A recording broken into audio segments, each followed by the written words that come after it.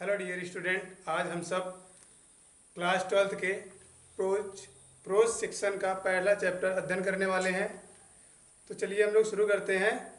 शुरू करने से पहले हम आपको बता देते हैं इसके राइटर के बारे में और इसके बैकग्राउंड के बारे में। जो हमारी कहानी है a girl with basket, a girl with a basket, इसके जो राइटर हैं वो हैं विलियम सी डगलस। इन्होंने क्या कहा इस कहानी में, तो हम इसके बारे में अच्छी तरीके से अध्ययन करेंगे और समझेंगे, ठीक है ना। और ज़रा ध्यान से आप लोग अच्छे से समझिएगा क्योंकि ये कहानी बहुत ही डिफ़िकल्ट है, ठीक है ना। तो चलिए देखते हैं विलियम सी डगलस जी क्या कहते हैं, आते अपने चैप्टर पर और अध्ययन करते हैं। कह रहे हैं I had left New Delhi for the Himalayas. William C Douglas जी कहते हैं आई हैड लेफ्ट, मैं छोड़ चुका था New Delhi for the Himalaya. कहने का मतलब है मैं दिल्ली से हिमालय के लिए निकल चुका था।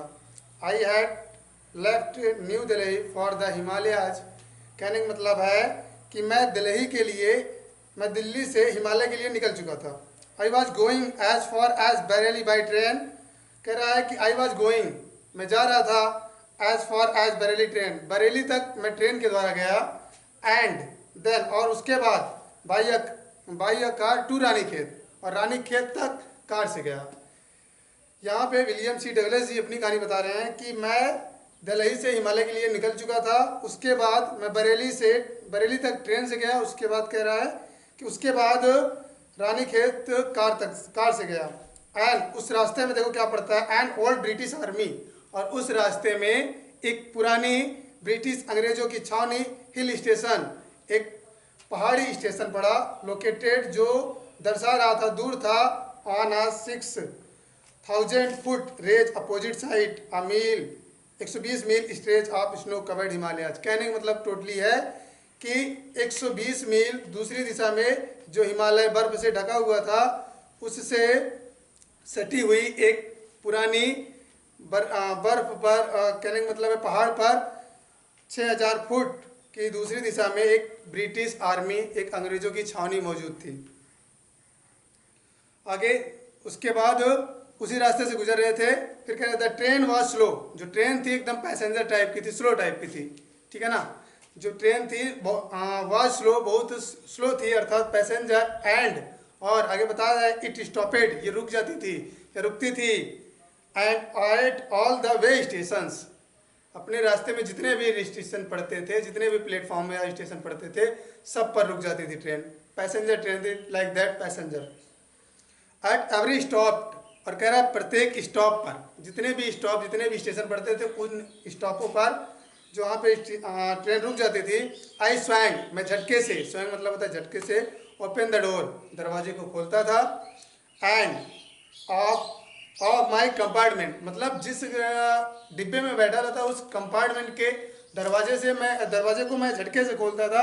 And walked on the platform, और प्लेटफॉर्म पर उतरकर वॉक करने लगता था, मतलब घूमने लगता था, टहलने लगता था। हम आशा करता हूँ यहाँ तक आपको समझ में आया होगा। आगे चलते हैं। द प्लेटफॉर्म्स, जो प्लेटफॉर्म थे, वर पैक्ड, भरे हुए थे, पैक्ड हुए थे। पैक्ड मतलब यार भरा हुआ, ठीक है ना, विद पीपल, लोगों से। कह रहा है जो स्टेशन था वो पैक्ड था, जो प्लेटफॉर्म वो पूरा पैक्ड था लोगों से, अर्थात भीड़ भाड़ से भरा हुआ था। कैसे? सिख लोग थे, मुसलमान थे, हिंदू सोल्जर्स, हिंदू थे, सोल्जर सिपाही थे, मर्चेंट व्यापारी, पोइटर्स, बैगर्स एंड हॉकर्स, इन तमाम लोगों से, पुजारी और बर्तन वाले, बैगर्स भिखारियों से और व्यापारियों से और फेरी वाले, सब इन सब लोगों से स्टेशन पूरा भरा पड़ा हुआ था। ऑलमोस्ट, लगभग, एवरीवन वाज बेयरफुट, लगभग जितने भी लोग थे वहाँ पे बेयरफुट थे, एकदम नंगे पाँव, सब लोग एकदम नंगे पाँव थे। And dressed in loose white garments, और जो उनके जो कपड़े थे, ड्रेसेस थे, वो लूज थे, एकदम ढीले ढाले वाइट गारमेंट्स, सफ़ेद कलर की जो खाकी होती है उस कलर के कपड़े पहने हुए थे। कहने का मतलब है, फिर से देख लेते हैं, एक बार ट्राई कर लेते हैं। The platforms were packed with the Sikh, Muslim, Hindu, soldiers, merchant, beggars and hawkers. Platform पूरा भरा हुआ था लोगों की भीड़ से, और उस भीड़ में बहुत सारे लोग थे, जैसे मुसलमान, सिख, हिंदू, सोल्जर्स आदि, ठीक है ना, भिखारी, व्यापारी और लगभग लगभग जितने भी लोग उस स्टेशन पर थे वो सब नंगे पांव थे और उनके जो कपड़े थे वो बड़े वाइट कलर के थे और ढीले ढाले थे, अनफिट जिसको बोलते हैं। और I would ask at least, I would ask मैं पूछता था, एट लीस्ट कम से कम 3 पीपल, अर्थात मैं 3 लोगों से मिलता था, बिफोर पहले, क्या करने के लिए, I could one who spoke English, मैं उन लोगों में से 3 लोगों से ऐसे मिलता था, 3 लोगों को ऐसे मतलब ढूंढता था जो क्या कर सके, आई कुड फाइंड, उनमें मैं ढूंढता था, क्या ढूंढता था, पहले जब मिलता तो उनमें ढूंढता, क्या ढूंढता, वन हु स्पीक इंग्लिश, उनमें से कौन सा मतलब इंग्लिश में बात कर सकता था उसको मैं ढूंढता। मैं कम से कम 3 लोगों को ढूंढता, उसमें ढूंढता था कि कौन इंग्लिश में अच्छे से बात कर सकता है, और ये व्यक्ति को मैं मतलब तलाश करता था। आगे कह रहा है क्या, we would talk world affairs, we would talk, हम बात करते थे, वर्ल्ड अफेयर्स, सांसारिक मुद्दों के बारे में, एंड एवरी मेजर टॉपिक, और बड़े बड़े मतलब और बड़ी टॉपिक या मेजर टॉपिक के बारे में बात करते थे। कहने का मतलब we would talk world affairs, जब हम मिलते तो बात किस पर करते थे, अगर हम मिलेंगे तो बातचीत करेंगे, किस पर बात करते थे, वर्ल्ड अफेयर्स, सांसारिक मुद्दों के बारे में, और every major topic the news of the day produce, कह रहा उस दिन की जो सबसे बड़ी खबर होती थी उस पर बात करते थे, उस दिन छपने वाली जो सबसे बड़ी खबर होती थी उस पर बात करते थे, और सांसारिक मुद्दों पर मिलने के बाद, इन दिस वे, इस तरह, इन दिस वे, इस तरह, I was trying to get a feel of the pulse of the nation, इस तरह मैं राष्ट्र के नब्ज को टटोलने का प्रयास करता था, इस तरह मैं राष्ट्र के नब्ज को टटोलने का प्रयास करता था। Checking opinions against official attitude and reports, कह रहा checking opinions against official attitude and reports, मैं उनके विचारों को, ठीक है ना, ऑफिशियल एटीट्यूड्स एंड रिपोर्ट्स, उनके कार्यभार, उनके विचारों को जानने का प्रयास करता था।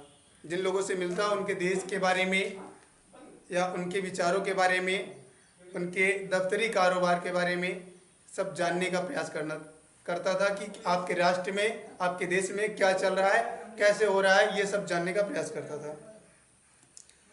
आगे कह रहा है क्या, द रूट ले, जो रास्ता था, जिस रास्ते से मैं जा रहा था, थ्रो होकर, जो जिस रास्ते से मैं गुजर रहा था, वन ऑफ द रिचेस्ट, एक बड़ा सा, एक धनी, of the Indian agriculture areas, जिस रास्ते से मैं गुजर रहा था वो भारत का एक कृषि पर आधारित एक बड़ा विशाल क्षेत्र था, एक धनी मतलब उपजाऊ क्षेत्र था, उस रास्ते से होकर गुजर रहा था। This was the plain of the upper Ganga river, ये गंगा का ऊपरी भाग था, the plain of the upper Ganga, जो गंगा थी उसके ऊपरी भाग, अर्थात जहाँ पे गंगा थी उसका ऊपरी मैदान था, उसी रास्ते से आ रहे थे। 1000 फीट एबव सी लेवल, जो समुद्र की लगभग 1000 फीट से अधिक ऊंचा था या विस्तार था, उसका फैला हुआ था। बट ट्रॉपिकल, लेकिन उष्णकटिबंधीय था, ट्रॉपिकल प्रदेश था, ठीक है ना। The Ganga was brown silted, जो गंगा थी वाज ब्राउन सील्ड, उसकी जो बालू थी, कहने का मतलब है वो भूरी कलर की थी। स्वैलन, उगलना, स्वैलन मतलब उगलना, अर्थात जो गंगा थी, गंगा अगर बाढ़ का पानी आता तो अपने साथ ये स्वैलन करती, स्वैलन मतलब अपने साथ बालू जो ले जाती उसको उगल देती थी, निकाल देती थी, छोड़ देती थी, कहने का मतलब। फ्लड वाटर, जो बाढ़ का पानी, जब बाढ़ के पानी के साथ गंगा अपने ब्राउन कलर की जो सील्ड होती थी उसको वहीं पर छोड़ देती थी। It overflow indicating thousand of areas of rice, it's overflow, ये जो गंगा का पानी था फैला हुआ था, indicating thousands of areas of rice, मतलब कहने का मतलब ये चावल के लिए एकदम महत्वपूर्ण, जो बाढ़ के साथ बालू जाती थी वो चावल के खेती के लिए बड़ी महत्वपूर्ण थी। To the north were jungles, और कह रहा टू द नॉर्थ वर, दूसरी दिशा में, और नॉर्थ साइड में अर्थात क्या होता है, दक्षिण उत्तर दिशा में, उत्तरी साइड में वर जंगल्स, जंगल थे, बड़े बड़े जंगल थे। Great expanse of great higher than the man heads and unbroken except for the occasional climb of the tree of the home tigers, elephants, python and cobras, ठीक है ना। तो फिर से एक बार देख लेते हैं हम लोग। कह रहा है द रूट ले through one of the richest of Indian India's agriculture areas. कह रहा द रूट, जो रास्ता था वो, जिस रास्ते से हम गुजर रहे थे वो एक भारतीय कृषि का एक धनी प्रदेश था। ठीक है ना, जिस रास्ते से हम गुजर रहे थे वो भारतीय कृषि का एक धनी प्रदेश था। This was the plain of the upper Ganga, ये गंगा का एक ऊपरी भाग था। द 1000 फीट सी लेवल, जो समुद्र के 1000 फीट तक मतलब ऊंचाई तक फैला हुआ था या विस्तार था। बट ट्रॉपिकल, लेकिन उष्णकटिबंधीय प्रदेश था। The Ganga was brown sealed swollen with the flood water. कह रहा है अपने बाढ़ के साथ गंगा भूरी कलर की बालू गलती थी। It's overflow inditing thousands of areas of rice, जो चावल के लिए उपजाऊ प्रदेश बनाती थी। तो आज के लिए इतना ही, अगले टॉपिक पर मिलते हैं हम लोग। तब तक के लिए आप लोग वीडियो को देखिए, लाइक करिए, पसंद आए तो, और शेयर करें। ठीक, और हमारे आदर्श इंटर कॉलेज के चैनल को सब्सक्राइब कर लीजिए। धन्यवाद।